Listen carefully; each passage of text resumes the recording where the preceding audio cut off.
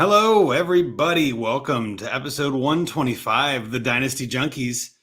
Oh man, what a fun Thursday game in the snow and the rain we've got. And if you're watching us live or watching the replay on YouTube, you're watching my guest tonight, Herms, dancing like a madman over there. How you doing, Herms? What is up, my dude? It is still the fantasy playoffs, and it's Yes. it's a mixed bag. I'll tell you what. We got a whole show to talk about it, but dude, this weather. Oh, Oh, you know what? I feel like we talk about the weather every year, but this year we've talked about the weather more than every year combined. I feel like this whole week has just been leading up to this. I mean, obviously it's bleeding over into the real world. Like the weather obviously is a big deal, and the whole, I don't know, northern half of the U.S. is going to be like negative, under 0 degrees, and all. There's weather, there's wind, there's rain, there's snow. It's this time of year, and this is of course when fantasy football happens to be the most important, when there's the most chaotic things that we can't control. So I'm glad you're here with me tonight, Herms. It's going to be a fun time. 100%. And usually we have two of us. Scott Sidlow was supposed to be here tonight. He might be joining late. We're not really sure. I know he's having some health issues. He's a little sick and under the weather. If he shows up, great. If not, we got this. You know what I mean? Herms, you're a pro. And speaking of that, I definitely want to introduce you. Obviously, people, where can they find you? I know you just got a new gig, so I want to make sure we give you a chance to talk about that. Where can people find you and your stuff nowadays? You can find me on the old tweeter machine at Herms NFL if you're interested in those musings. But if you're looking more for content, you're gonna have to go to draftsharks.com, baby. Yeah, read the There hoodie. you There go. it is. Yeah. Same There you logo they've had the go. whole time, and it's pretty cool. I feel very blessed to be hired as a full-time fantasy football dude. And yeah, I got all sorts of stuff going on there. Tracking some injuries, doing some newsy type stuff, and then I think my most recent article came out, talked a little bit about Christian Watson, but there's still plenty of things I got on the horizon. So if you want to check that out, just go to draftsharks.com to find your old pal Herms and all sorts of other smart stuff. I know, and I love it. I love that you got a real gig, quote unquote, right? You got the full-time job. I mean, I'm so happy for you, man. That's just awesome. And I know as soon as I saw that, I was like, oh, we got to have Herms back on the show. We got to have you on to talk about the new gig. And obviously, I've had a couple different podcasts with you, where we get to chatting about football. And you're a Ravens fan, is that correct? Or Steelers? Steelers. There we go. Yeah, flip flop. Yeah. Sorry. Steelers fan. Sorry. I knew you were NFC or AFC North. I just couldn't remember which one. Yeah. Either way, I would actively dislike the Cincinnati Bengals. That's right. That's what I figured. Either way, we've been opposing it. I'm wearing my Who Dey shirt tonight. I got Ocho, of course, in the background. So I figured who better to have on when your team is bad and my team is good. This is that time where it's like, finally. But no, we are here to talk fantasy football a little more. And again, you hit on it a little bit earlier. Obviously, this is the playoffs. This is the time of year when things start coming around, where good teams fall apart and where bad teams get lucky. And, as much as you don't want to admit it, everybody who plays this game knows that there is a certain amount of luck. There's a luck element to everything that we do. Injury luck is probably and I said this even in a group chat with my home league, injury luck is the biggest luck factor, in my opinion. You can never tell when an injury is going to happen. You can't tell how long that injury is going to last. You can't tell what it's going to do to the other players on the team. Like, for instance, the two that I have on the sheet, obviously, the first one is Jonathan Taylor to IR. I mean, I know I have a few teams, two actually, that are in the semifinals this week and now are without Jonathan Taylor. That's not ideal, right? Like, we don't like that. I mean, I'm firing up Deion Jackson in one of them because I had him as a backup, but the other one, I think I'm reluctantly firing up Zach Moss, not because I want to, just because that's how deep that position is for me, as in not very. But what are your thoughts on the whole Jonathan Taylor injury, and what are you doing if you have him in leagues? Well, first of all, if I'm in this situation and I'm in the playoffs, then I'm thankful I made it this far. Amen. So I mean, there's that. So if nothing else, just be thankful.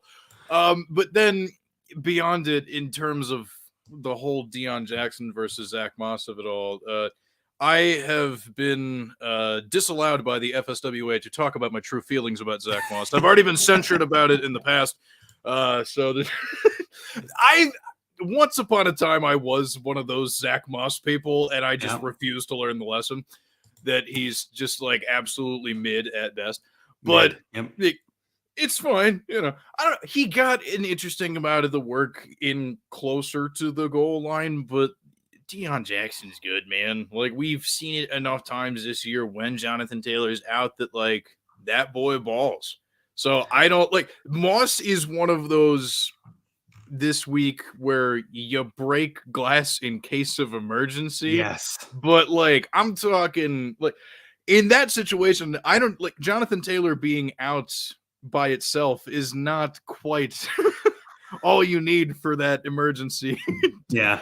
You know what I mean? Like, don't break the glass only because of that. It has to be Jonathan Taylor's out and some other list of problems you have before you get to Zach Moss. Yeah, Like, I mean, in the one, I think the one I'm starting him, it was between him and Curtis Samuel, and that's kind of where the decision is. Where it's like, I'm not happy with either of these guys. It was like him and like I had Laviska Shenault, I think was another option. ooh, I had there was another running back that's just like not someone you want to lean on. Just like I just looking for upside. Let's go. But I mean, again, like you put it perfectly. If we're at this point of our season and we're still playing, that's a good thing, right? Like I can't be too upset. And I think as much as we want to spend all this time and energy on putting in the right players and making the right decisions and making the right trades and scouring the waiver wire and doing all that work, really it does come down to kind of coasting at the end here and just sort of letting it ride out. I think there's a lot of, I know I used to be like this, but there's a lot of people that do lineup tinkering all week, right? And they look at their lineup and they put in a guy and then they change it and then they put in a different guy.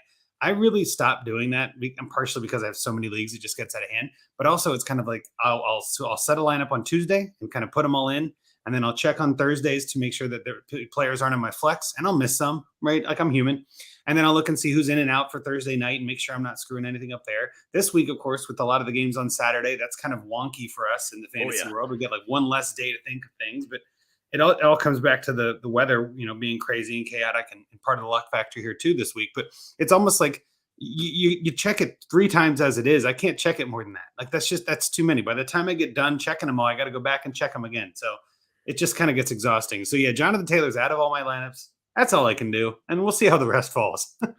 yeah. And I think it's important that you bring up the point that you did, because I don't know, what's that?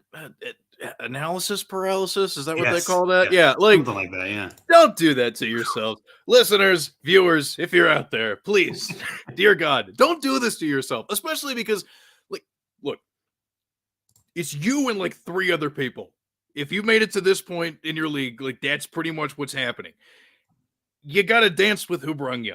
That's what it's all about. Like, we always go with the whole start your studs thing, blah, blah, blah. And unless there's some sort of legitimate reason with injury factors and whatnot, or as we were talking about a little bit, the weather. Like, for instance, like I don't want to play like Amari Cooper ended up, ending the practice week, healthy. I don't think he carries a designation. Home game in Cleveland. Wow, that's been really great for him all year, but the winds are going to be terrible, blah, blah, blah. So like outside of something like that, or an injury, just set the lineup. It's fine. You're good. Whatever. Like, you made it to this point. Just like do the thing and cross your fingers. Like, don't overthink it. Yes, I'm right there with you. Pick the players that got you there. I know, obviously, with the weather too, there have been a ton of start-sit questions on Twitter this week. I've had a couple in DMs, and I'm just like, man, I don't know. I don't know. You know what I mean? Like, I just don't know. And I've told a lot of people, and I even put a tweet out today because I told so many people, I was just like, I would play players I know are playing. Like, honestly, like, we don't know what this weather is going to do. There could be some situations. I doubt it at this point, but there could be some situations where games are canceled or postponed, where there could be some delayed starts, or they decide not to play their stars and they kind of let the backups go against each other. We don't know. There's some chaos happening. So my thinking was, like, somebody asked me like ETN or J.K. Dobbins. And I was like, I honestly, like, I kind of lean ETN because we know he's playing. We know they're going to run the ball. The weather hasn't hit New York that hard yet. Like, this might be the only game outdoors that isn't affected in the North. We don't know. So it's not in a dome, right? So like it's all chaos. It's just all chaos. So part of me is just like, I don't know. Let's see what happens. But I think that's kind of the MO in general. And again, if you're missing Jonathan Taylor, that stinks. It's not great. It's not ideal. But man, winning your title with him getting you there and winning your title is going to feel great. The other big player we can't even ignore, though, is Jalen Hurts. Obviously, he's missing the week too. And there are so many teams I know that got to the playoffs almost entirely on the back of Jalen Hurts, probably why he's out, because he's sick of carrying everybody. But I know I have zero shares of Jalen Hurts. So I am not hurting on that train. But how are you on the Jalen Hurts battle? I love how you weaved in the little pun there at the end. Oh, that's big fan. He's hurt. Yeah, hey. Dude, I feel so bad. I feel so bad. So I talked about this on my podcast the other day, the Lateral Show, a sideways look at fantasy football. We had our friend Pat Fitzmaurice on, and we were talking about some things. Oh, big fan. Bless a wonderful human being.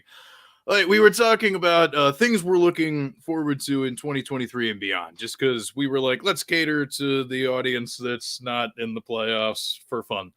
And the thing that everybody agreed on was the quarterbacks. That, there's a small list of them that are, super good, and that's about it. And trust me, just keep with me here, viewers and listeners. I'm getting to a point. I promise. And, because I'm 27 years old. You know what I mean? I think about it. If you are older than Herms and you're playing quarterback this year, there is a decent chance you did a very bad job. And I don't think, whether it's because of your own ineptitude or the team around you not being super great, that's honestly just what it is this year. That's just what it is. If your Herms are younger, you probably did fine. And Hurts is one of those people on that short list, like you said, carrying people, because the only position worse than quarterback this year was tight end, which I kind of expected to bounce back from. I did too. I thought last year was difficult. Waller getting hurt, doing the whole thing. But there's usually at least 4 or 5, 6 of these guys that'll be fine. Nope, just one. So it's Travis Kelce or you pooped the bed. But yeah, so either way, you're not gonna replace Hurts very well. It sucks that it's true, but again, for the billionth time, and it's not the last time we're going to mention this. No. The weather, pretty hard to throw the ball if you're going to be in an outdoor stadium somewhere in the Northeast, Midwest, doing whatever, and the winds are just whipping and howling and smacking you in the face. It sucks, dude. Gardner Minshew might be fine. At least we know in the past he's been pretty good when he's been a starter. And that was in Jacksonville when he had significantly fewer weapons than he has at his disposal now. So if you want to go for a 1-for-1 swap, I mean, we probably already had to have made that move off of waivers by now. Or in Dynasty leagues, just, I don't know, if you have a trade deadline, which that's a whole other rabbit hole. I'm gonna avoid that real quick. But yeah, Minshew, maybe, but bro, dude, you're probably SOL. Probably. Well, I hate to agree with you, but you're probably right. I think that the thought process that I go through with this is, if you had Jalen Hurts and he got you to the semifinals, he got you this far, you probably have a pretty good team, because Jalen Hurts wasn't one of the top options. So you probably still have a good running back. Hopefully you didn't have Jonathan Taylor also. And if you did, man, I'm sorry for you. That's brutal.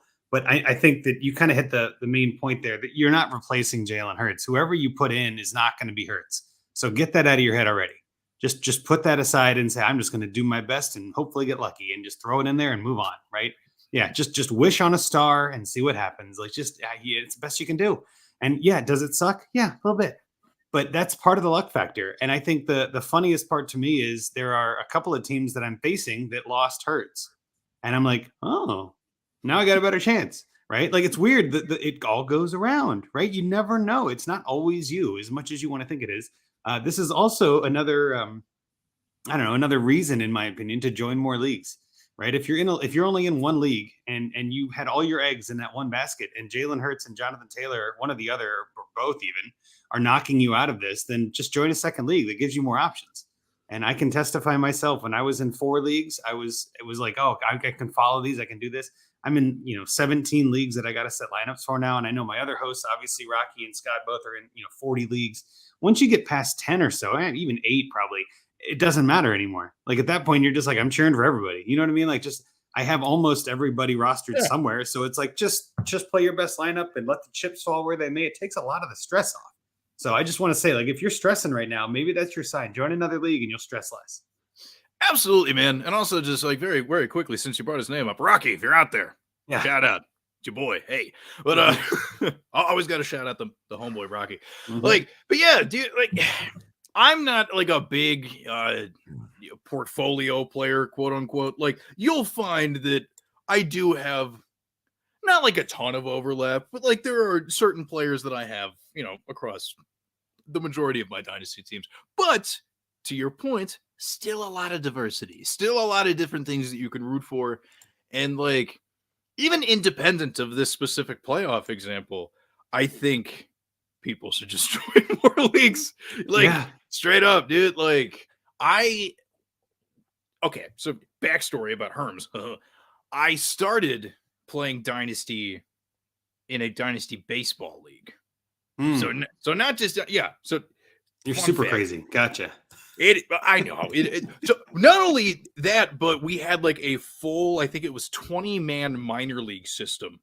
So, so for all you only football only heads out there, translation, the like deep devy nonsense. Yeah. That's what I'm talking about.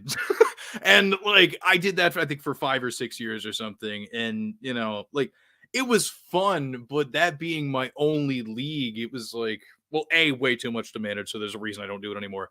Yeah. And then B, it's just I wanted to root for different outcomes. It got a little bit weird that I was only focusing on that one thing. So then when I moved to Dynasty football, only started with the one league, and I was just like, come on. Yeah. Once you diversify a little bit, I'll tell you what, it just gets so much more fun. It definitely does. Yep. And it also makes it so that like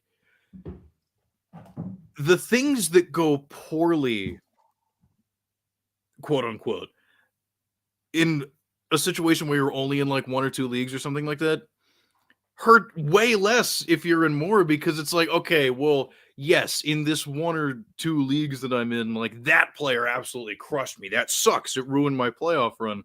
But in some of your other leagues, the same player that you're upset about probably helped you somewhere else. Right. So everything balances out to this beautiful net neutral of being a total nerd about it, because that's what this is. So like, it's the best thing. It's that, dude.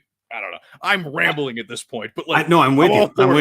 I'm with you. And I think you're hitting the nail on the head here too. Is like the floor gets raised and the ceiling also gets raised, right? Like everything goes up. All the tide rises everything when you're in more leagues, because now you have more things to cheer for. You have more potential outcomes. I think the other part that I like about it is it does, in my mind anyway, it seems like it lowers the luck factor. If you have more, irons in the fire, if you have more teams going for the title, you're more likely to win a title. I mean, again, it dumbs it all the way down. But if you're in one league, you've got 1 out of 12. If you're in 12 leagues, you're probably going to win one of them. You know what I mean? Like that's 1 out of 12, right? Like that kind of ups your chances. So I just wanted to make sure we mention that as we're getting into this, and there's a lot of stress and negativity. We're going to start to see, startup season come around. I always like to call it orphanage season. I'm a big fan of adopting orphans rather than starting up a team, partially because I'm a big fan of trading. I was on Trade Addicts a couple weeks ago. I am an addict. I'm not afraid to admit it. And I actually made a Jonathan Taylor trade I wanted to talk about. But it's like, if you do a startup, the trading is tough because immediately everybody already has their own players. It takes like a couple weeks, if not a couple months, before trading really kicks in. And then honestly, in some leagues, I feel like it just never does. I've been in a couple startups where it's just crickets for months, and then it just sort of kills the vibe. Whereas if I take over an orphan, I jump into a feeding frenzy where everybody wants to trade because they've all seen this crappy team not make any moves. And I'm also trying to move all these crappy players that I don't want because I didn't draft them. So it's almost like it's a catalyst to a league, which again, piggybacks in a weird way. And I'll let you get in here in a minute, but piggybacks in a weird way. Leave a league if you don't like it. We talk about this all the time. If you're not interested, if you're not having fun, let the commissioner know now before the season's even over. Say, hey, I'm not feeling it. I'm going to get out of this. Don't lie to them. Don't say, I'm not joining any leagues or I'm cutting down. I try to word it differently. Like, this league just wasn't for me. I had a really good time. No hard feelings. Like, you know what I mean? Like, just be honest. And like, just, you can even say, I've said this to others, like there are other formats I want to join. Right. But all of that in my mind is the same kind of topic. And this time of year, that's kind of a good way to put it. But what are your thoughts, I guess, maybe just in a general sense on startup versus orphan adopting? What do you think about that? I have yet to adopt any Dynasty children. I am still technically parentless in that regard.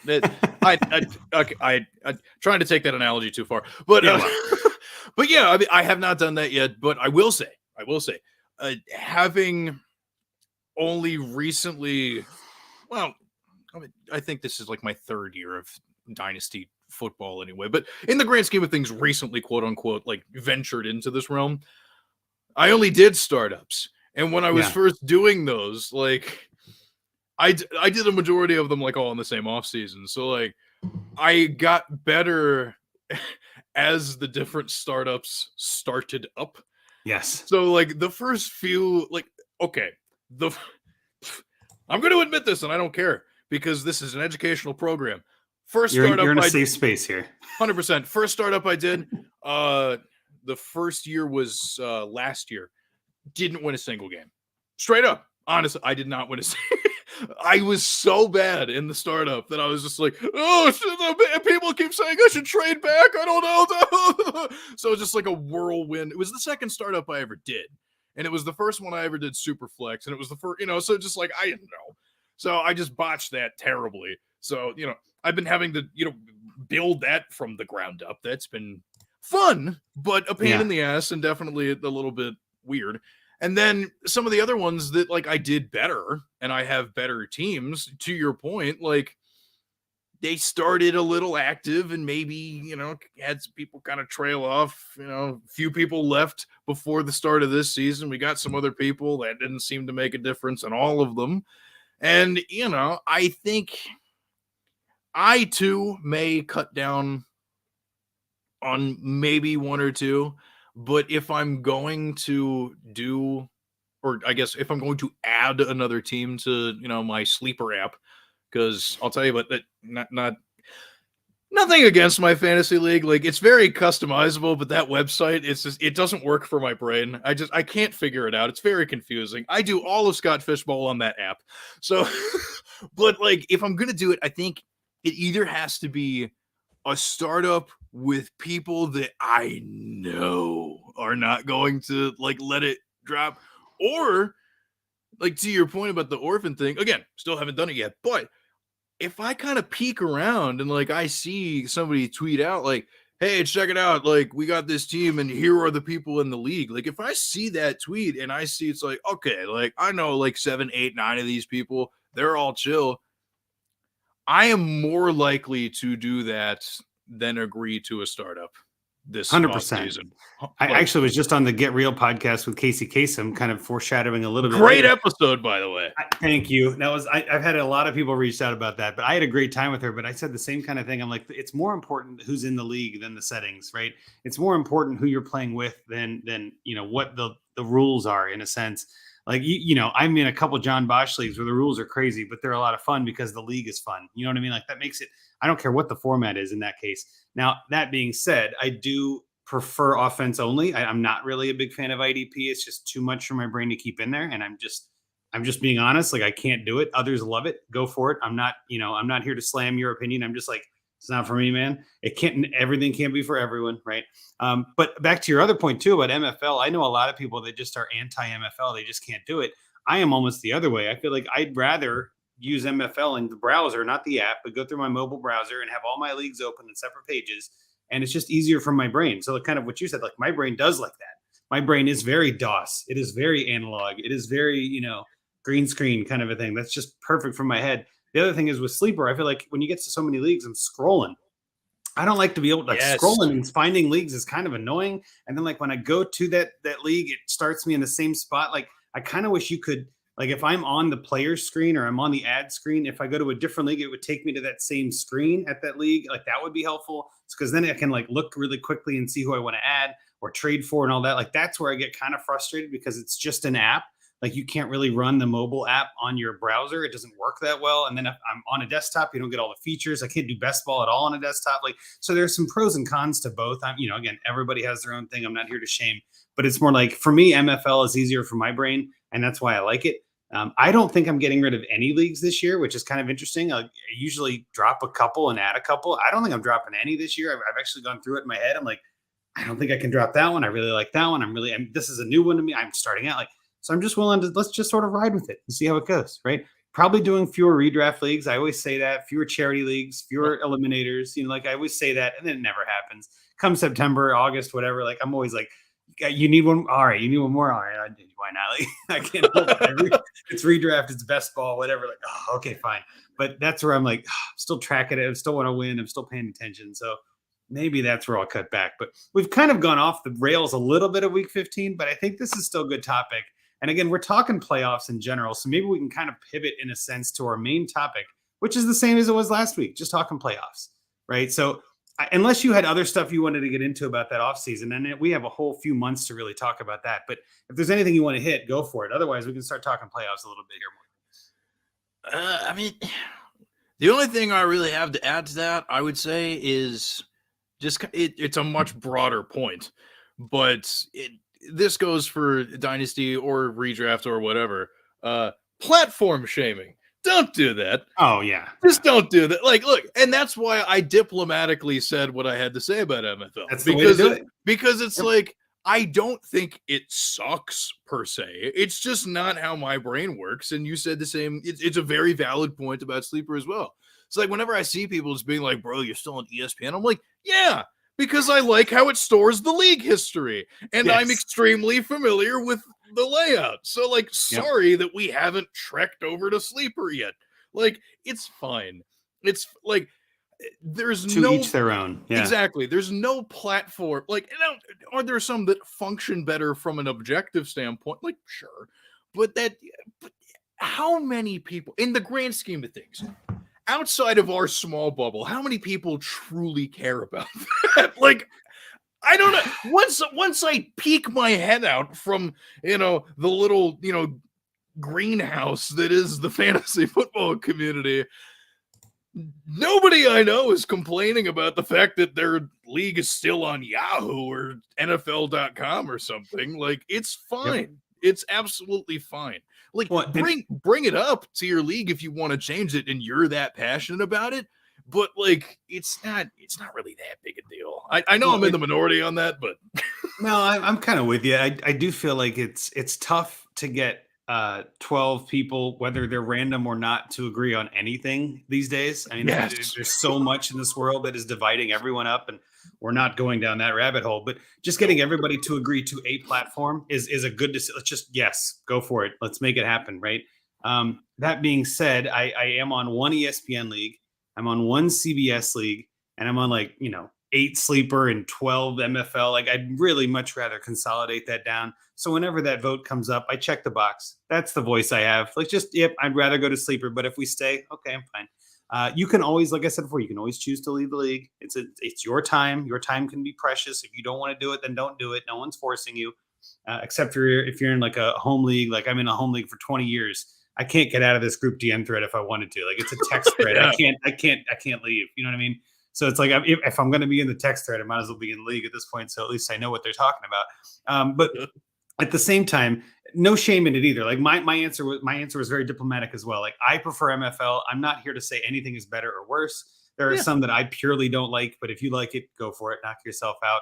Well, but on that note, maybe in a way, and to kind of pivot, I do like the way that Sleeper does playoffs. I think it's a little bit more visual. Sleeper is always better at visuals. I think with MFL, you got to kind of hunt and find it. It's not always on the homepage when you go to your league. That's kind of annoying. But I do like how Sleeper allows you to kind of get right to that in a way. You can, if you get a buy, it shows you that really quickly. I kind of dig that. But I will say that, when it comes to playoffs, I don't care what platform I'm on, right? Like, the platform doesn't matter. The settings don't matter. I'm just here to win. I just want to take every chance I can and get the victory. And I'll tell you what, last week I won in a couple leagues where I didn't think I was going to. And I had, Pat Fryermuth with 0 points and I still won somehow, right? Like, that's the craziness. And you hit on it before with tight ends. Like, there really is Kelsey and then everyone else is just a crapshoot, right? We don't know. Like, it's just crazy this year. So, I mean, what kind of, this is going to sound strange, but what kind of advice would you tell yourself in August, knowing what you know now? Like, what would you say to yourself if you could go back and say, hey, do this one thing or draft this one player? What kind of advice would you tell yourself at the draft in general, given what you know? Well, I mean, a handful of things. First, definitely sign up for a membership over at draftsharks.com, because I'll tell you what, those tools, I like, seriously, like, straight up, like, it's super helpful stuff. So, that out of the way, because, I'm a company man. But then don't assume that things are just going to bounce back to what they normally are, quote unquote. I'm really beginning to learn this. And it's weird because I kind of anticipated some of this on like a weird, like third eye vision type big brain thing. But like, I've talked about this on a bunch of different podcasts recently just because this is how my brain works. But like, it's interesting where we're at in the landscape of fantasy, but also real life football because of the talent cycle. Yes. Like it's a young man's game at quarterback. Already established that earlier in the pod. If you missed that little conversation between just rewind a little bit and then hop back to where we are now.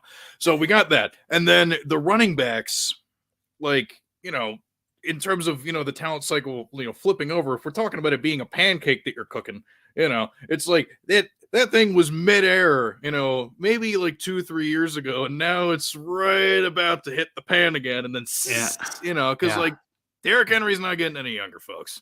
Nope. Dalvin Cook, Christian McCaffrey, Alvin Kamara, all those guys, like that's on the way out.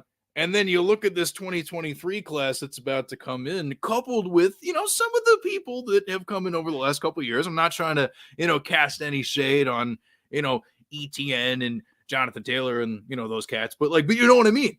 So like, I just got so used to like how things kind of worked, but then I realized that like, I didn't get super into fantasy until, and just thinking back in my brain anyway, I really got started after that talent cycle had flipped already.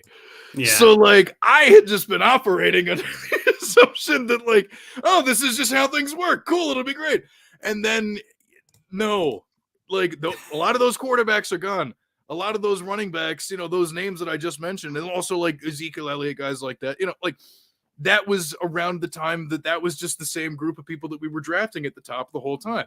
So it's like not much information in my brain had changed. So I didn't like I knew intellectually it was coming at some point, but I didn't really connect the dots to like kind of have it scream in my face. Hey, that might be now. So I just like, I used all of my old tricks. Yep. RB heavy, doing all that. And it's just like, bro, that was never the optimal strategy this year for redraft.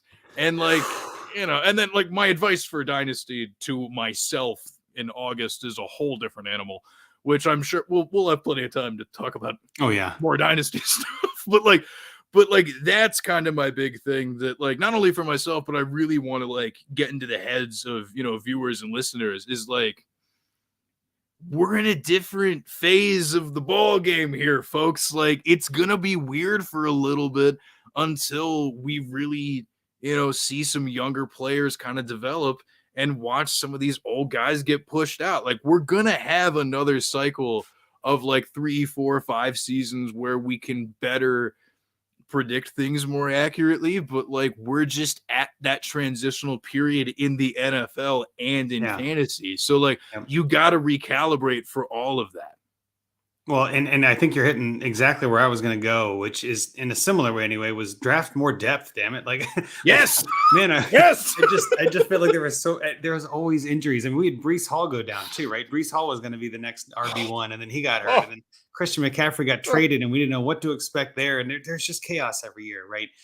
So my advice is the same advice I have for the next August is just be liquid. Just don't expect anything. Just expect the unexpected. Like, let chaos reign and you're going to be fine. Like, I think that's probably the one thing I would say to anybody who's either just starting in Dynasty or this is their first Dynasty season. I always tell people it's not always like this, but it's always like this. You know what I mean? Like, don't get too bent out of shape. It's not crazy bad like this, but it is kind of like this. So just get used to it. Like, this is the fun. This is the whole point. Because I know a lot of Dynasty teams, not only ones that I've built, but I've seen others in leagues that I'm in that are supposed to dominate, have the prettiest roster you've ever seen. And it's just crickets. It's just not there. You know what I mean? Like, it just doesn't happen. So again, you got to take a little bit of this, we're all putting a lot of effort, putting a lot of time and research and strategy. We're talking about all this to get to the playoffs, which is where we are. And then you're going to have adversity. You're going to have random stuff happen. You're going to have to pull a rabbit out of a hat. That's okay. right? But at the same time, just be flexible. Just do your best. Put the lineups in there. You mentioned Draft Sharks. I'd be remiss if I didn't bring up the My Playbook feature from my Fantasy Pros connection. Fantasy Pros is definitely one of those sites that I've used for a long time. I know you're a fan. You've worked with them as well. There's a lot of good people over there. But the My Playbook, I don't think I could do the 17 or whatever leagues that I'm in without it, because it just makes life easier for me with that many leagues. And you can do autopilot and things like that, which I've only done in one league, which has been entertaining because sometimes the rankings as they update will switch. And so I'll get like that auto update. It'll switch out a player and then switch them back and then switch them out and then switch them back. And I'm just like, that's not necessary. You know what I mean? Like, you're tinkering with my lineup. That's what I hired you for. So I wouldn't do that. It's just funny. But at the same time, there is a lot of really good stuff in there, a lot of great tools. And I do think sometimes it's nice to just sort of put it in a way in someone else's hands and just be like, hey, here's my lineups. I'm setting them all based on this. I'm going in the start sit assistant. I'm putting in what I think the experts are saying is the best ones. I'm just going to leave it in the hands of God and just sort of see how it goes. And again, there are some teams that I have that are winning that shouldn't be. There are some teams that should be crushing it and aren't. And none of that changes my opinion. Like, just still put the best lineup in. And sometimes it's nice to be like, I can't think about it. My brain is mush. Also, you can always change your own lineup too, right? Set your own lineups and all this. Oh, for sure, But at the same time, like that's the one piece of advice I would say, and it's the same I tell every time. So it's kind of a cop out, but just be flexible, man. It's a long season. There's a lot going on, and I think we'd be remiss if we at least didn't say to people, just take a deep breath, keep holding on. You're down to the last 4 teams probably in your league, right? You made it in the top third. That's a pat on the back. In some leagues, you get money for 4th anyway. If you're in a league like that, that's great. You're at least walking away with something. Maybe there's a 3rd place game. If you lose this week, you're still in it. That's okay. So I don't know, just kind of keeping that mindset of like, let's just keep going. We're almost there. I know we're all getting a little burned out. It's a long season, lots of content people out there that are kind of sick of putting out content, myself included, where it's like we were talking about before the show, like, what are we talking about? Like, this has already been covered. There's 35,000 people that are talking about this. So that's kind of where I wanted to leave that. But I did have a couple of other little questions for you. Yeah, and that's just really more like, how do you prefer your playoff teams be decided? We talked about this last week with Matt. Me, Rocky, and Matt talked about it. I was curious what your opinion is, since we're on a one-on-one here. Like, do you prefer it to be like potential points, or like points scored, or like an all play? How do you like the playoffs to be determined in general in your leagues? So, I mean, I'm typically one of those like good with whatever type people, but I do commish one dynasty league, which is my home dynasty league, quote unquote. Same here. Yep. Like my big like home league is, we keep 2 players, but it's basically redraft.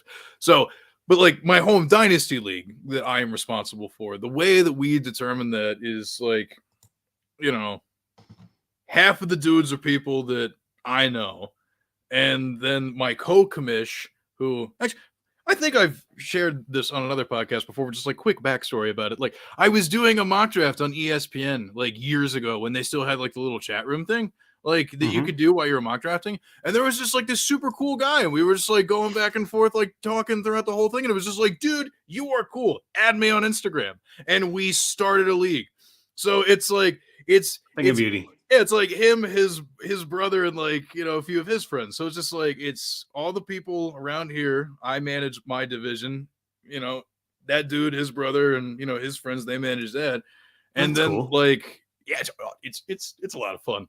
So like it just like it cuts off there, so it's like, I like the divisional structure. I know that that's something that like kind of rubs certain people the wrong way. And, like I've seen the little quips and jabs that people have made on the timeline. I get it, but I think it's a really good way to separate things in your head. And also, if it's got a reason, then go for it. Like, yours is a literal reason. Like, you literally are split up. Like, it's your friends and his friends. Like, that actually makes tons of sense. I like that. Yeah. So it's like, it adds that level of fun, but then it also adds that level of, like tough tutors, man. Like it sucks when you have a team that, shoulda, woulda, coulda done the thing, but like, them's the rules, friendo. You have to be able to be better than your division mates, not necessarily the rest of the league, my guy. Yep. So it's like, it adds a different object to the game. Like, if you just do a straight table format, that's fine. I'm in plenty of leagues that are like that. I have no qualms. Yep. But in terms of what I do and what I like to do, like, I'm still, pretty new in the grand scheme of things to like the deep, world of fantasy, being on Twitter and whatnot. So it's like, I'm not doing quite like, I haven't been doing some of this stuff, quite on the same level as a lot of y'all have for as long. But like, because of that, I stick by some of the more quote unquote traditional things that I think are still fun, that I am still very familiar with and identify with. So like, long answer, but my thing is, honestly, I am pro divisions. I think divisions are very fun. Well, I'll say this. I don't disagree with you. I think if they make sense, if your league uses divisions for something or has some reason behind it, then I say go for it. If you've always had them, keep them. I just think in general, if you're starting up a new league and you don't have a reason to do it, forcing divisions is kind of where I get a little bit like, what are we doing then? If there's no logical reason, then why That's are we fair. doing that? Right? That's fair. But I like again, I like having divisions in leagues like home leagues where there's rivalries, right? Like where you actually have to play the other teams in your division more often than the other division or what have you. Like there's other ways to make that kind of work, right? There's other reasons and kind of logical ways to make that work and to make it make sense. So I'm a fan of that. I give you that.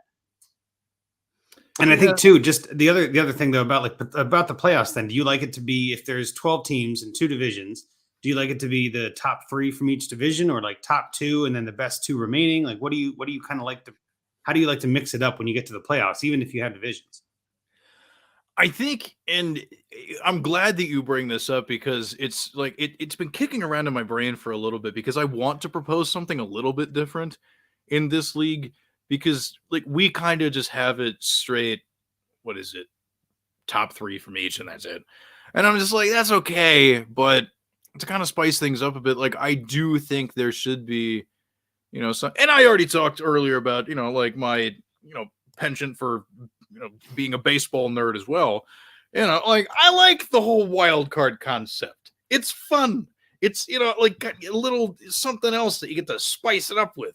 Yeah. So like I think doing that for the damn, my record was horrible, but look at my points scored this year.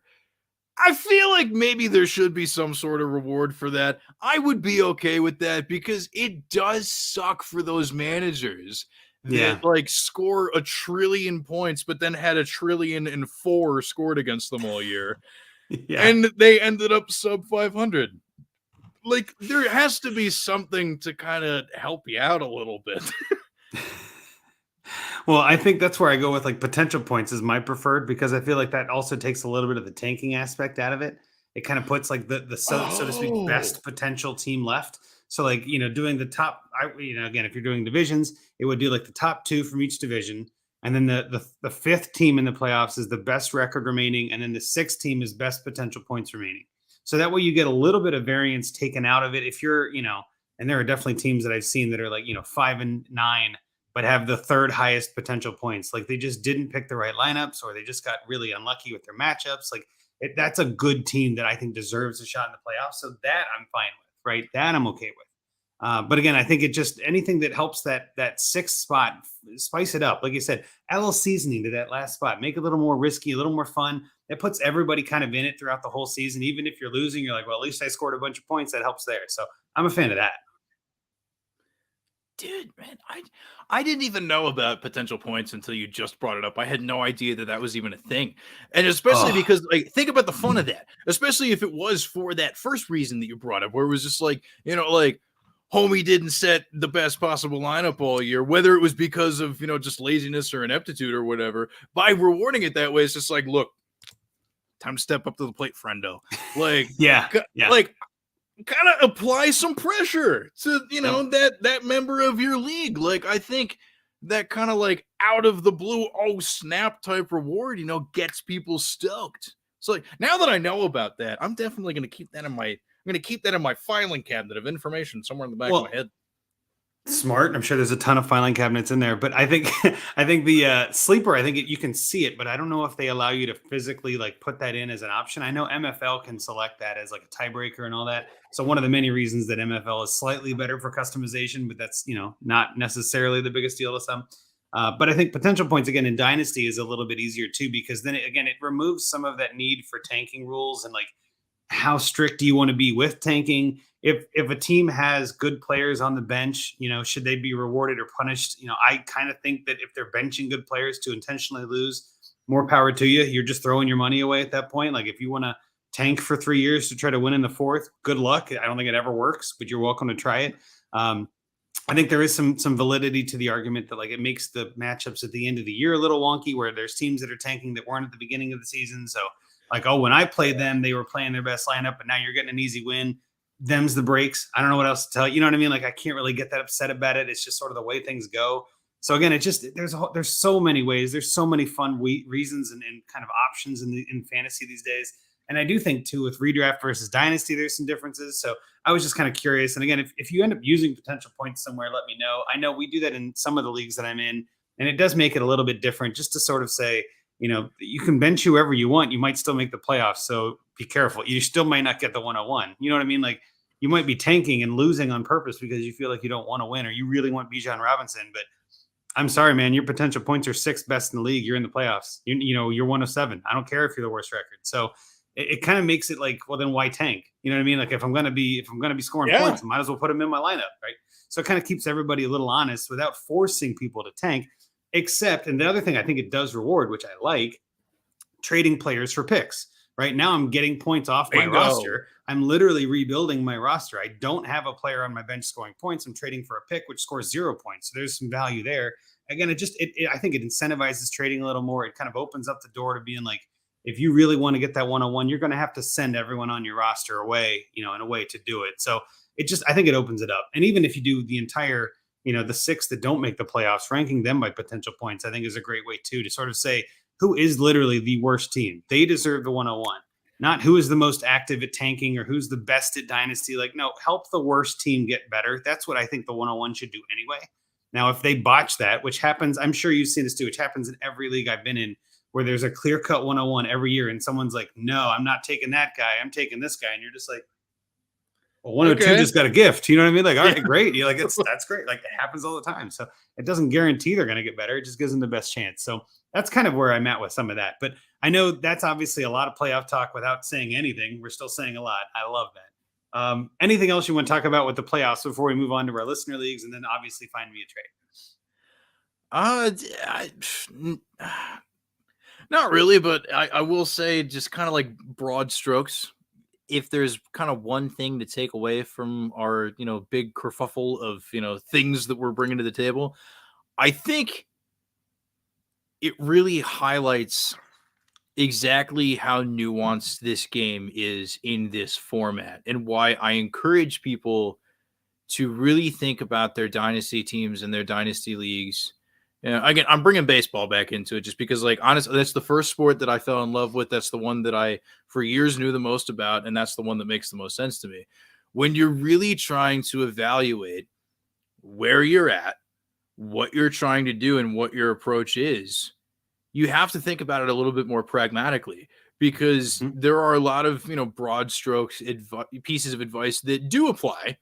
The whole, you don't want to be in the middle. You either want to be toward the back or at the tippy top. And like all of that rings true. But with so many different things that you can do with your league settings and who ends up making the playoffs and doing all of that, like certain pieces of advice that are generally acceptable to a mass audience are not always going to be applicable to you. So, like, whenever you read something or listen to something and they're talking about a player or what to do with a pick, you have to apply as much specific knowledge to your league as possible. And I guess my ultimate point is basically just telling people the number one tool you have at your disposal is not having a huge analytics background, being the smartest film person in the world, this, that, the other. It is knowing your league, understanding the rules, and understanding where your team is. if you can do those three things and make decisions very specifically and pragmatically based off of those three things, the world's your oyster.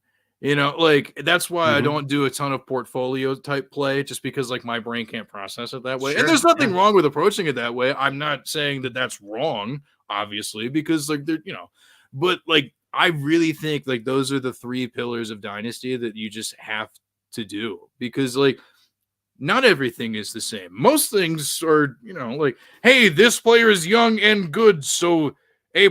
Like, sure, that's true across all leagues. Josh Allen, thumbs up. Like, okay, like we're all behind you on that one, bud. But Yeah. but like hashtag obvious, yeah. Yeah. But like sometimes the hashtag obvious stuff isn't so obvious. So just like always be mindful of your league, the rules, and where you're at. No, and that's a good point. I know that's something that John Bosch always says too, is like know your league settings, know your rules. Always got it. Like the know your rules is always a good advice for anybody in fantasy, especially when it comes to playoffs. So I think with that, we'll kind of wrap up the playoff talk for this week. We'll bring it back, I'm sure, next week and talk about a whole bit different set of things. That's kind of the fun of this. We do want to get into some different things here. Obviously, we've got some listener league updates that I do want to kind of talk about, because this is the fun stuff. So Dynasty Junkies won. Jerry Shea beat Mikey MKCU 155.44 to 134.16. So that was a good 20-point walloping there for Jerry Shea, who advanced to the semifinals. Funky Bunch also then beat Sodally Tober, which I love that team name, by 164 to 131, pretty much. So another 30-point walloping for Funky Bunch to advance. So in these Dynasty Junkie leagues, we have a fun rule in the playoffs where the seeding and kind of who you face is a draft. So the best team gets to pick who they want to go against. So as the 1 seed, Rocky and I picked Funky Bunch to play this round, partially because he just lost Jonathan Taylor. And we're thinking, that 164 might have been a fluke. Maybe that's kind of coming out of it. So we're playing some head games. Jerry Shea was the lower seed, so it's kind of like going against the grain a little there. But that means Gators Bitches, who is a number 2 seed, gets to face Jerry Shea in the semis. So that should be a fun one. I know we're looking forward to that. And obviously, Rocky and I with the bye means we're going to lose this week. No problem. Can't wait for that next week. We'll have an update there.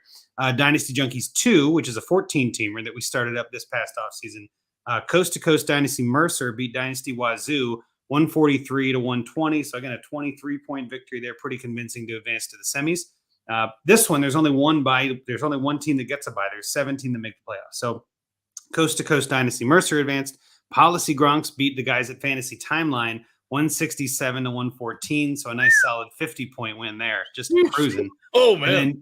And then Bing Pot, which is a great Brooklyn Nine-Nine reference. Bing Pot beat Find Me a Team Name 191 to 165. So again, 165 is a great score in that league, and loses to Bing Pot on a hell of a week with a 191, 30 or 25-point victory. So Andrew Imber picked Bing Pot for the semis, and therefore Policy Gronks gets Dynasty Mercer, and I think who's the other one?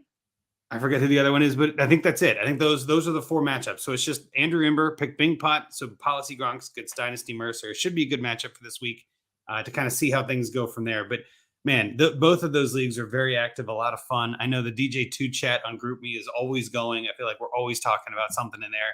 I sometimes catch up in there when there's 40 things and I read them all and I'm like, well, now I can't comment because that was from yesterday or whatever. Like, oh, missed that one, but that's cool. It's cool. I love active chat. So anyway, that's the updates for that. Before we get too far, though, we definitely got to hang on. We got to play this. This is part of the brand. It's part of our show here. So here we go. Find me a trade. Find me a trade. Our friend Brian Hard there with Find Me a Trade. So now we're heading into our final segment of the evening of Find Me a Trade. This one is it's a fun one, brought to you by Casey Kasem, who I mentioned earlier, who was on the show a couple weeks ago. We were looking for leagues that don't have a trade deadline. And she was like, well, I got one. Maybe this can help. And we're like, that's great. We'll use it. I know we've used Scott and Rockies in the last couple of weeks. This league it's on My Fantasy League, your favorite site of all time. League is the 12 Olympians, ton of good people in this league. I won't go through them, but there's a lot of good people in this league. Casey's team name is Athena Said Knock You Out. I love that. It is a 12-team super flex, half PPR, point per first down, -4 for interception, 6 points for passing touchdown. You start 11. It's a QB, 2 running back, 3 receiver, tight end, 3 flex, super flex. Sort of run of the mill, but start 11 is a little deeper. I love that. 28 roster spots, 5 IR spots.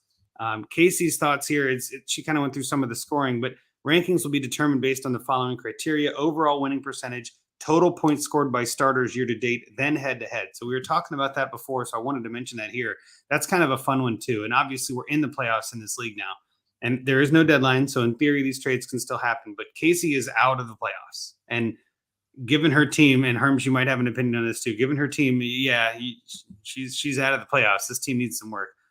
So her notes here, my QB situation is definitely the thing I want to improve overall, but I don't have anyone on my roster I'm in love with.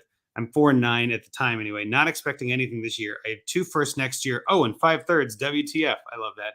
Haven't been able to pull off a trade in there in a bit. I got a few young guys off the waivers for cheap or $0 a few weeks back in case that's the route I want to go.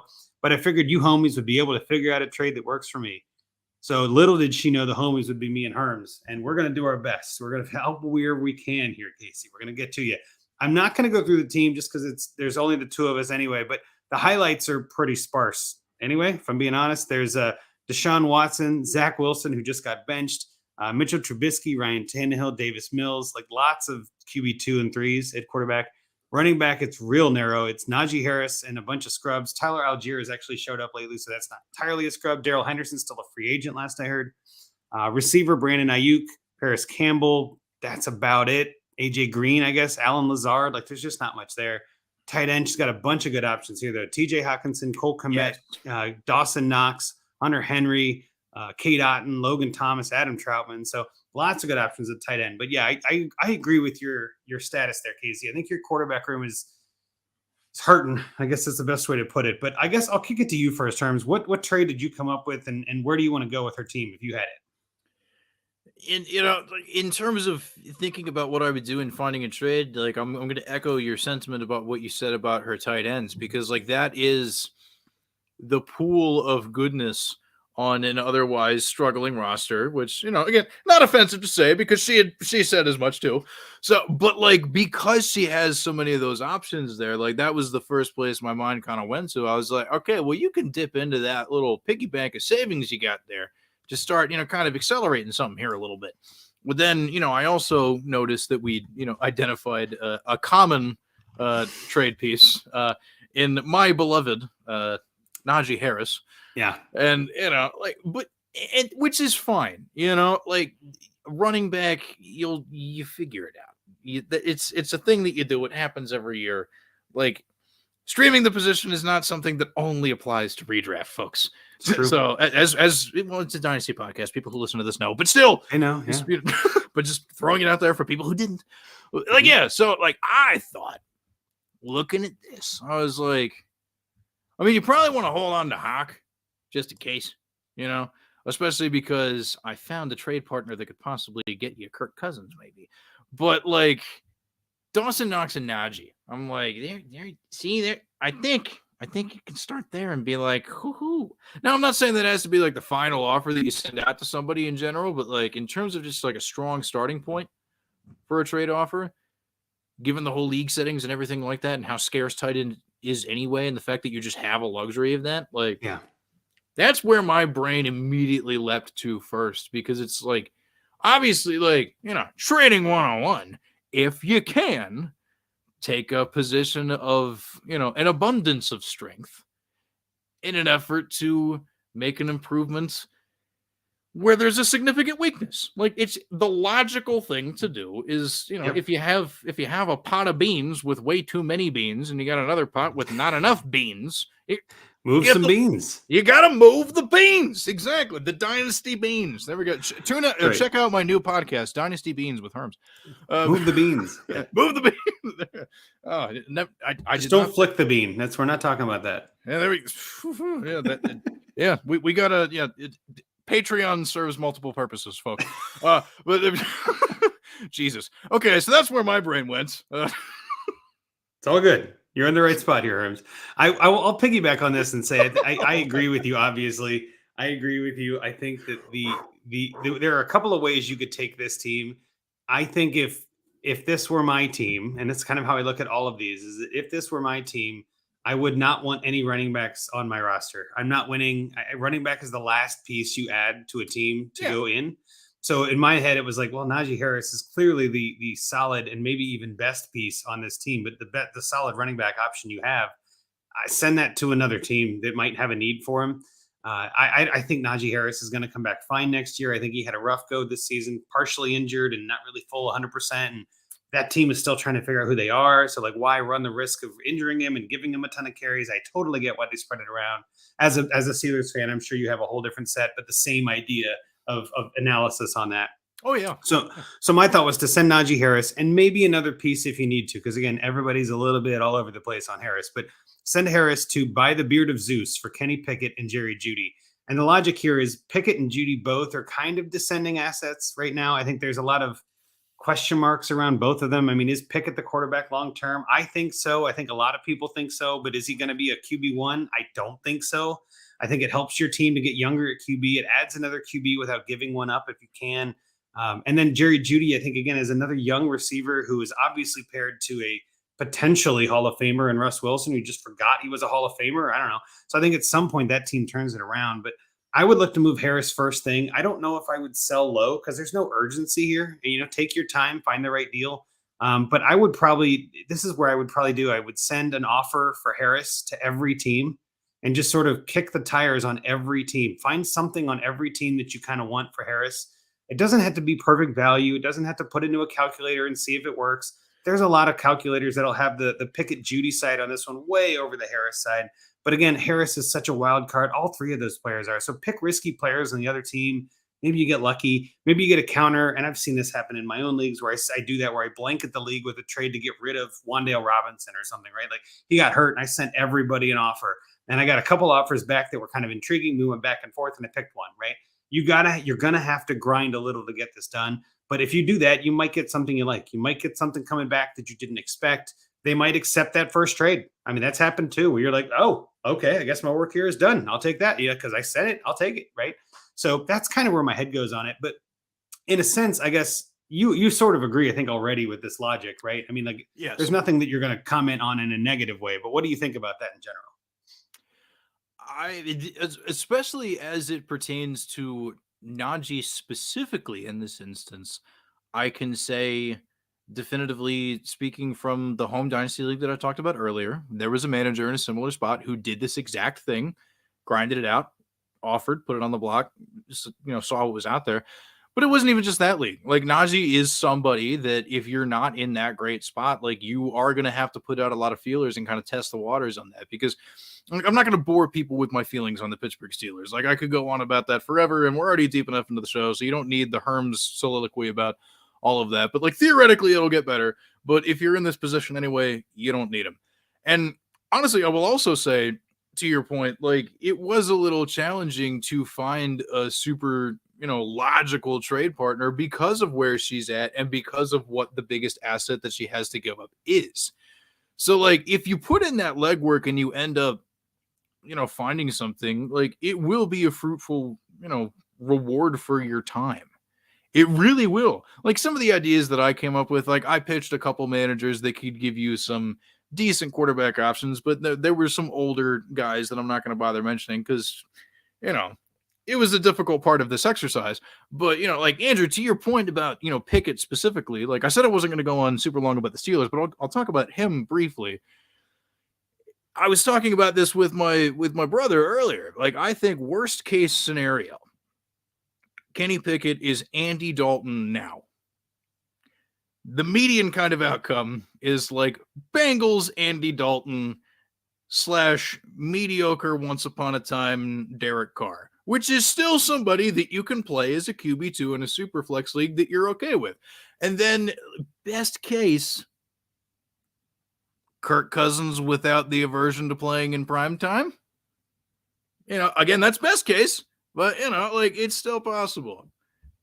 I believe you are on mute, by the way. Just throwing.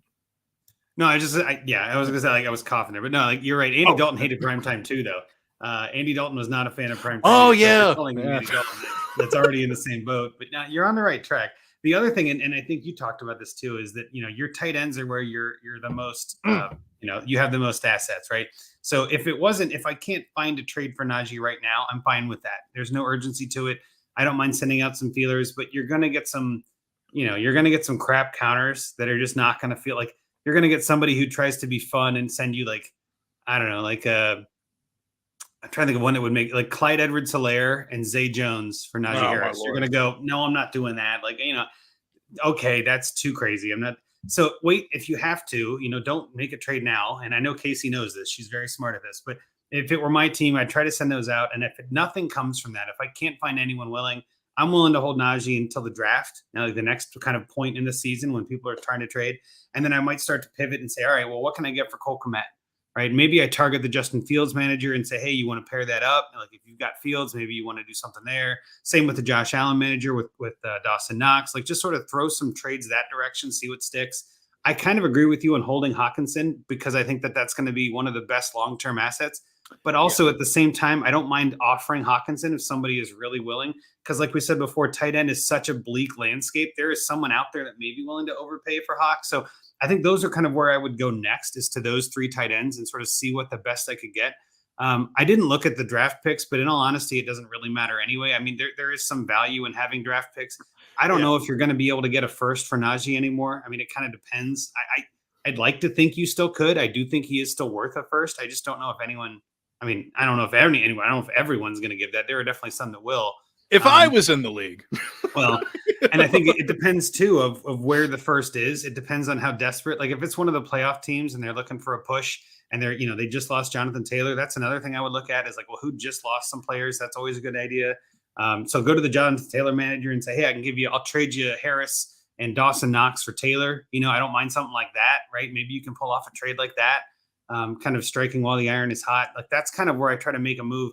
This is honestly too, and maybe you'll agree with this, maybe not, but my favorite leagues are the ones where I'm so far out of it that there's no risk, right? Like if I'm doing poorly and I make a bad trade, guess what? I'm still doing poorly. So like, it doesn't really change the trajectory of my team if I mess up a trade. So give me all the risk, give me all the risky players. Like give me all the players that give me Zeke Elliott, give me like Clyde Edwards-Helaire. If I can get him for Zay Jones or something on the cheap, bring it on. You know what I mean? Like one of those flyers you took and one of the waiver guys you picked up for $0. If you can trade that for Clyde, why not? You never know how he's going to come back. So like, that's kind of where I'm at with this team is that I would just start blanketing the league with offers.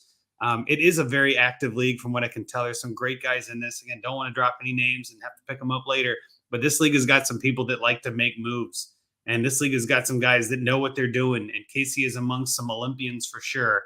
So again, Casey, I know if you're listening, let us know how this goes. Let us know what you come up with. But I do like the idea of making some moves in a league like this where everyone is going to be making moves. And that's kind of my thought process here. Not every league is going to be like this, right? Not every league, your league, if you're listening, John Smith in the street and you're listening on the way to work or what have you, you might not have a league that everybody trades. This one is, and that's kind of where our heads go. If the context was different, you might have to take a little bit of a discount to send Harris and get something a little less back. So don't be afraid to do that either. This offseason is going to be probably one of the weirdest in the last 5 years of Dynasty, just because of the influx. Like you said before, the influx of talent coming in is pretty crazy. The draft itself is going to change values on a lot of people because you're going to have players going earlier or later than they're supposed to. It's going to change their landing spot's going to change things. There's going to be some running back that lands on Tennessee, and then everybody's going to drop Henry like he's hot and just like, oh, he's done. We don't want him anymore. That may not be true. We'll see how that pans out. Like it happens every year, right? Yeah. So don't panic. Don't get crazy, but find the right trade. I do think making moves is always a good idea, especially this time of year. And if you don't have a deadline, keep going, right? Don't play it like you do. And again, if you do have a deadline, try to talk to your league, try to, put it in the DM chat and just say, man, it'd be great if we didn't have a deadline so I could make, help out the team that just lost Jonathan Taylor or, just kind of put some of those feelers out there. And then in the offseason, maybe you can get a vote on it. You never know. So that's kind of, again, I think that sums it up pretty nicely, but do you have any closing thoughts on this team from Casey in the Find Me a Trade segment? Yeah, I mean, like the couple things I want to echo for sure, like, worst case scenario, if you have to get down to dealing Hawk, consider dealing Hawk, but like that's definitely like plan E on the list. Yeah. So I agree. Like maybe don't do that first. But and then the other thing that you said that like really rings true, like shout out the homie Russ, like even if you make a bad trade, if you're in enough of a position where you're not taking on any sort of risk anyway, the best way to correct a bad trade is to make another trade anyway. Just trade your way out of it. Yep. Exactly. Like, just like sometimes being in an endless Pitt is not the worst thing in the world. Again, tying it back to baseball just because I can't help it. Like my beloved Washington Nationals, after winning the World Series in 2019, have been in a dumpster fire. Yep. That guy that the Red Sox traded for as the centerpiece of the Mookie Betts deal got designated for assignment, and guess who just picked him up? The Washington Nationals. Because what's the risk? Who cares? He used to be a top prospect. Maybe it'll be fine. And it kind of ties back to, like baseball brain in the whole dynasty football thing. Sometimes baseball brain work. The two tie together super well. So it's just like, don't be afraid to try as many things as possible because you're already losing. Right. Right. So, there's really nowhere you can go but further down. Just, that's not the worst thing either. Right. Yeah. Like, honestly, like just trade everything. You never know. And if you're at the bottom, like, what are you going to do? Lose harder? Right. Like, no, you're already at the bottom. So who cares? You're so far down in certain circumstances where it's just like, flounder a little bit. And here's the thing. Tying it back to, my days of playing Pokemon on the Game Boy. Magikarp can only do a handful of things. But once it gets out of enough times of flopping, or whatever its one move is, it defaults to this thing that, it'll just kind of like hesitate and struggle a little bit, but that inflicts 1 health point of damage. Even once you get desperate enough and you run out of those moves, you will get to a point where you're still doing something. You're still twitching. You're still chipping away. It's still taking away a health point from your opponent. You're still doing something. So even if the worst case scenario is you are Magikarp that has already flopped 25 too many times, you will begin to chip away eventually at your opponents. Well, and I think you're hitting the nail on the head here. Just don't give up, Casey. You're doing great. I know that this is a tough league. There's a lot of good players at the top of this league that are, obviously Dynasty outhouse. I used to have Russ is in this league, but like Dynasty powerhouses, to kind of do a house pun there. Like these are some solid players, and you're in a great spot here to just blow it up and let's see what we can get. And I don't mind trading for picks. I'm not saying don't do that, but I'm saying don't only do that, right? Don't be afraid to trade for assets. Don't be afraid to kind of zig when everyone's zagging. If everybody's trading for picks and the picks are worth a lot, then trade away your picks for players, right? I think this sometimes, maybe this is the best way to say it in this point too, is that there's some value in looking at the market and saying, okay, well, if everyone's valuing picks more than I am, then maybe now's the time to sell the picks and then trade them for players that you think might be on the, like if you can send your first for Garrett Wilson or something, like as much as that team, the Jets tonight are obviously struggling, and as much as that team looks like a dumpster fire right now, I still think Garrett Wilson is worth the first, right? And as a rebuilding team, you want to get young receivers. That's pretty much the first place I go, is give me young receivers and tight ends. I'll figure out quarterbacks next, and then running backs when everything else is lining up. Because running backs are pretty much plug and play at a certain point. We're seeing it right now with Deion Jackson and Jerick McKinnon and like all these running backs that were undrafted and redrafted are now worth something, right? It happens every single year. So even in a 28 roster spot league, you're going to see guys on the waivers at the beginning of the year that are going to matter later on. So you can take care of running back, heck, in August, September, October, you can build something. So I would rather get some of those receivers under my belt. And again, I think that's just good advice for everybody, is just keep trading. Just don't give up. Unless, of course, the league sucks and you want to get out of it, then don't trade, right? Don't make trades on your way out. That's not nice. Yeah. But again, I think the point we're hammering home here, and if you're listening still, you're probably a fan of this, but just, keep trying. You're doing great. But with that, we're going to get out of here tonight, Herms. I know the game has been a game. I don't know. It seems like the best way to put it. It's happening. It's occurring. It's almost over. I guess we'll call that a victory. At this point, Jacksonville is looking to win pretty easily. Chris Streveler has officially outscored Zach Wilson in fantasy, so that's hilarious to me. Oh, dear God. Anybody had him on a roster. Everybody was expecting Flacco. Not today. We're going to do it a different way. So with that, I want to get out of here. Where can people find you again, in case they missed it at the beginning? Where can they find your musings on the onlines? If you're on the Twitter machine, you can find me at Herms NFL. I will tweet out any sort of thing that I do, whether it be articles or blurbs or something or whatever. Or sometimes just my thoughts on breakfast foods or TV shows. Anything that I have to say that I deem to be necessary enough to tweet, you can find at Herms NFL. And if you want to, follow the things that, I take more seriously, including my day job, now over at Draft Sharks, draftsharks.com. Like, honestly, like, yo, is it peep the hoodie? You know, I was like, There you yeah, go. for real. Like, great website, a lot of great people over there. You know, a lot of people even smarter than me. You know, it's hard to believe, obviously. No, I'm kidding. No, but like, seriously, like, great group of guys. Like, honestly, like, super helpful content, super helpful tools and everything. Like, just check that out for sure. You know, and, you know, shout out to everybody who tuned in, watched, That's right. did the thing. Herms loves the public, and I appreciate y'all. On the Public Loves Herms. Great meeting you at the expo. Are you going to try to go again this year? Dude, I'll tell you, look, not only am I going, but at this point, I think, like, I'm not a big fan of long drives. I figured out it's only about an hour in an airplane if I fly. So not only am I going, but I'm going to try and fly. I'm going to try There and you fly. go. There you go. You know what? I like that. I like that. I know it's a little risky for some people. I know you're not a fan of flying, but it's a short flight. It should be easy. Yeah. I will almost definitely be there. I know Rocky and I went last year, and we met up with Drew and David Glidden, of course, and a couple other people. So we had a great time. And anybody who's listening to this, definitely recommend it. Whether you create content or absorb content, whichever side of the content wall you're on, please come. It's a great time. But with that, let's get out of here for the night. Let's call it a night. We got Christmas coming up. It's a nice cold night coming in. I can already feel it getting chilly outside. But follow us on at Dynasty Junkies on Twitter. You can follow the DAP Network, the Dynasty Addicts Podcast Network, if you will. And we do. You can follow that at DAP_network on Twitter. Follow me at Andrew Hall FF. I'm on there a lot on Twitter, but obviously the Twitter machine is, who knows where it's going these days. I mean, we could have a whole crazy next year and see a whole bunch of changes. But for now, follow me on there. Definitely subscribe, rate, and review. If you have any of the commentary or criticisms you want to give, feel free. Obviously, we love hearing a lot of that. Ratings are always helpful. And then again, I always say it. I know we talk about it a lot, but find me a trade. We're always looking for more leagues. This is the time of year I feel like it kind of gets real quiet, and we start to use Rockies and Scott's and mine and things like that, which is fine. We like it for talking points. But if you've got a league without a deadline, now is the perfect time to submit that.